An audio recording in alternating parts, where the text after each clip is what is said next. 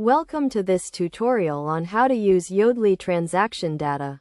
Yodlee is a leading provider of financial data aggregation and analytics, and its transaction data can be a valuable tool for businesses and developers.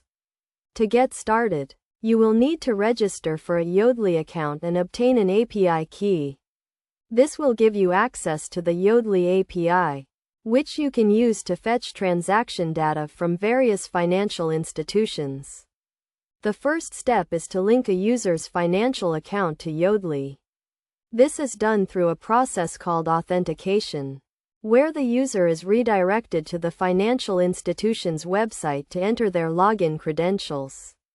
Once the account is linked, Yodlee can fetch transaction data on behalf of the user.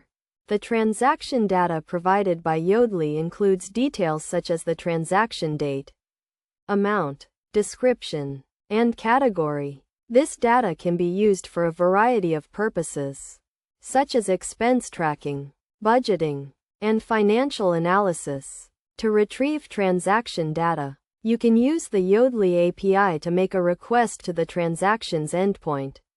You will need to specify the user's ID, the account ID, and the date range for which you want to retrieve transactions. For example, you can use the API to fetch all transactions for a user's checking account for the last 30 days. The response will include a list of transactions, each with its own set of details. It is essential to handle errors and exceptions properly when working with the Yodlee API.